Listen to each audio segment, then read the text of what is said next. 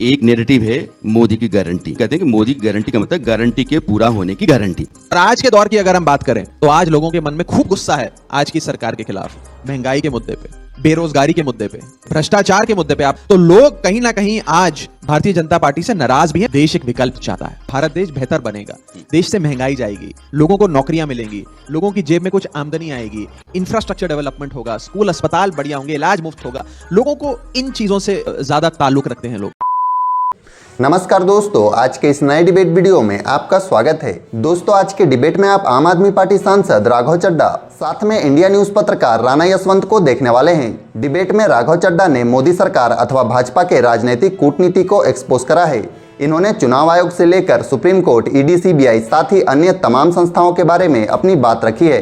राघव का कहना है कि भारतीय जनता पार्टी इन संस्थाओं के बड़े अधिकारियों को प्री रिटायरमेंट का लालच देकर उन्हें खरीद लेती है और उनके द्वारा अपने हित में अपने मुताबिक कोई भी काम करवा लेती है, जिस कारण आज के समय विपक्ष के तमाम नेता कटघरे पर खड़े हैं। दोस्तों, डिबेट काफी इंटरेस्टिंग है, पूरा डिबेट आप खुद देखिए।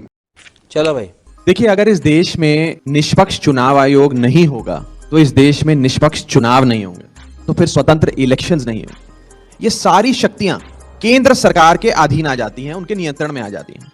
और ये काम इतना खतरनाक है कि सत्ताधारी पार्टी केंद्र में बैठी भाजपा सरकार जिस मर्जी को चाहे या बना सकती है, पार्टी के आदमी को बना सकती है। और ये बड़ा खतरनाक है। और सिर्फ आज के दौर के लिए ही नहीं, आने वाली, आज तो बीजेपी सरकार में है, इस देश में एक चलन चलता आया है कि स्वतंत्र संस्थाओं को पूरी तरीके से सरकार की कठपुतली बनाने के लिए इस समय जो मुखिया संस्था का, उसे उसके रिटायरमेंट के बाद एक मनोहर कोई वादा कर दो, कोई बड़ी पोस्ट का वादा कर दो, तो वो आपके अधिकार, आपके हक से, आपके मांग के अनुसार काम करेगा। हमने देखा इस देश में कि सुप्रीम कोर्ट के जजेस की रिटायरमेंट के बाद उन्हें सरकार में ले लिया जाता है, किसी को राज्यसभा भेज दिया जाता है, किसी को सरकार का गवर्नर लगाकर भेज दिया जाता है, यानी कि लाट साहब वाली जिंदगी उनको रिटायरमेंट के बाद भी मिलती है। पोस्ट रिटायरमेंट लाभ को देखते हुए प्री रिटायरमेंट फैसले जो वो लेते हैं, वो कहीं ना कहीं इन्फ्लुएंस हो जाते हैं, जो ठीक नहीं है। इस सज्जन को क्या तकलीफ है भाई, क्या तकलीफ है इनको? अगर आपने एक मनोहर लाल का उदाहरण दिया, उन्हीं के साथ साथ एक उदाहरण टीएन शेषन का है। जब टीएन शेषन इस देश के मुख्य चुनाव आयुक्त थे तो कहा जाता था कि भारत देश का नेता दो ही लोगों से डरता है, एक भगवान से और दूसरा टीएन शेषन से। और मैं फिर कहूंगा कि भारत देश जिसे मदर ऑफ डेमोक्रेसी के नाम से जाना जाता है, मॉकरी ऑफ डेमोक्रेसी के नाम से जाना जाएगा, जो बहुत दुखद है। और एक भारतीय होने के नाते मुझे इसका दुख है। एक जो देश के बहुत ही कम अब स्वतंत्र संस्थाएं रह गई, इंडिपेंडेंट इंस्टीट्यूशंस रह गए, अगर आप उनकी भी स्वतंत्रता खत्म करने के लिए कहेंगे तो फिर इस देश में क्या ही बचेगा। आप पूरा प्रोसेस ही अगर अपने हाथ में कर लेंगे और मुख्य चुनाव आयुक्त ही आपका कोई पार्टी का शख्स बन जाएगा, तो चुनाव निष्पक्ष कैसे होंगे? अब आप एक बात देखिए, मैं क्यों बार बार चुनाव आयोग कह रहा हूं। चुनाव आयोग ऐसा क्या काम करता है इस देश में? किसका वोट बनेगा और किसका वोट कटेगा, ये चुनाव आयोग तय करता है। किस ईवीएम मशीन से वोटिंग होगी, वो मशीन कहां जाएगी, वोट के बाद उसे कहां स्टोर किया जाएगा, रखा जाएगा, उसका नियंत्रण, उसका उपयोग चुनाव आयोग तय करता है। कितने चरण का चुनाव होगा, किस तारीख पे चुनाव होगा, ये चुनाव आयोग तय करता है। कौन पार्टी चुनाव लड़ेगी, किस चुनाव निशान पे चुनाव लड़ेगी, ये चुनाव आयोग तय करता है। किस शख्स के कागज रद्द किए जाएंगे और किसे चुनाव लड़ने का मौका दिया जाएगा, ये चुनाव आयोग तय करता है। तो चुनाव आयोग की इस लोकतंत्र में बहुत अहम भूमिका है। अगर उसकी स्वतंत्रता से कोई खिलवाड़ होता है तो वो देश के लोकतंत्र के से खिलवाड़ करने के बराबर है। एक नैरेटिव है मोदी की गारंटी, और प्रधानमंत्री भी कहते हैं कि मोदी की गारंटी का मतलब गारंटी के पूरा होने की गारंटी। अब तू गया बेटा, अब तू गया, देख तेरी औकात मैं दिखाता हूं तुझे, देख।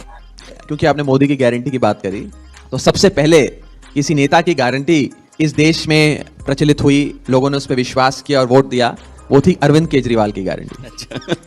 इसलिए हम कहते हैं कि हम राजनीति करने नहीं, राजनीति बदलने आए हैं। जो राह हमने दिखाई उस राह पे अब सब आ गए। आपका जो मैं आ रहा हूं, उस पे आ रहा हूं, क्योंकि आपने मोदी की गारंटी की बात करी, इसलिए मैं कह रहा हूं क्योंकि जिन लोगों ने हमारे इन वादों को रेवड़ी कहा, आज वो मजबूर हो गए हमारे उन वादों को चुनावों में अपने मैनिफेस्टो में लिखकर वोट बटोरने। खैर, मैं इसे भी आम आदमी पार्टी के मॉडल की जीत मानता हूं।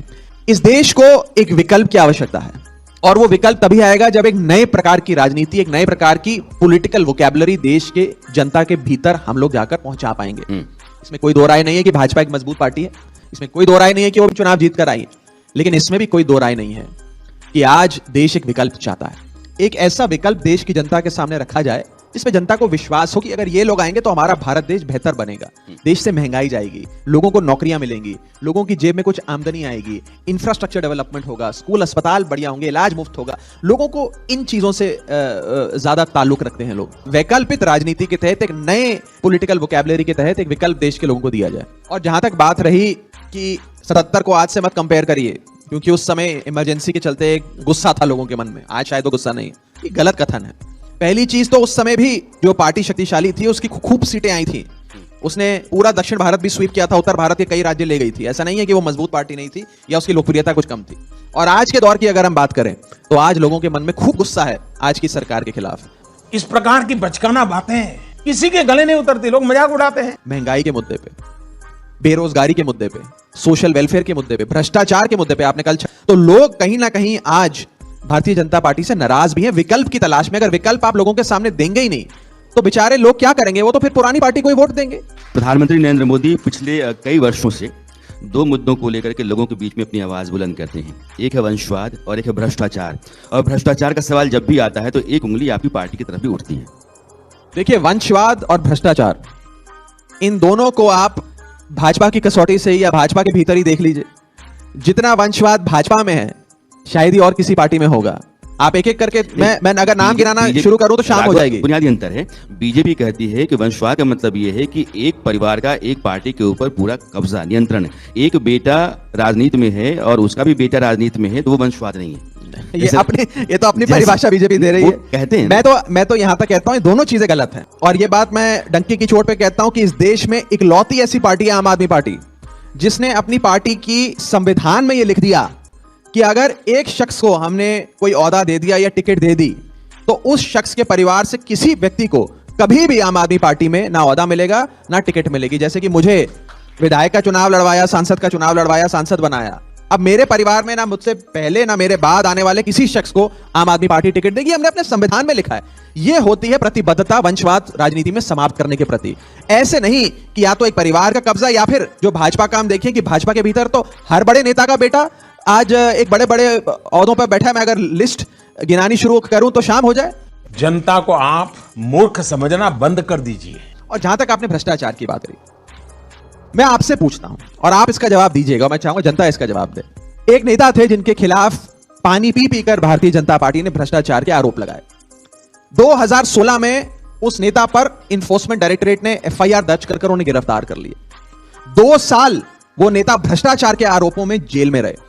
आज से कुछ दिन पहले प्रधानमंत्री जी ने रैली करते हुए उस नेता को पानी पी पीकर भ्रष्ट कहा और कहा कि इन सब की जगह जेल में है। 2 महीने बाद वो नेता भाजपा ज्वाइन कर लेते हैं और महाराष्ट्र की सरकार में मंत्री बन जाते हैं। बेल कैंसिलेशन के लिए ईडी ने एप्लीकेशन लगाई हुई थी कि नेता बड़ा भ्रष्ट है, इसकी बेल कैंसिल करो। क्योंकि उस शख्स ने बीजेपी ज्वाइन कर ली, हाईकोर्ट में जाकर ईडी कहती है कि हम वो बेल एप्लीकेशन वापस करते हैं, इन्हें बेल पर बाहर रहने दो, हम अब शायद इनके खिलाफ मुकदमा भी बंद कर देंगे। तो 2 मापदंड नहीं हो सकते भ्रष्टाचार के। इतना छोटा पहले कभी नहीं हुआ होगा। तो दोस्तों आज के लिए बस इतना ही। उम्मीद है आपको यह डिबेट वीडियो पसंद आया होगा। इसी के साथ इस पूरे वीडियो में राघव चड्ढा के पूरे वक्तव्य पर आपकी क्या राय है, हमें नीचे कमेंट कर जरूर बताएं। साथ ही अगर आप हमारे चैनल पर नए हैं तो प्लीज वीडियो को लाइक करके चैनल को सब्सक्राइब कर लें।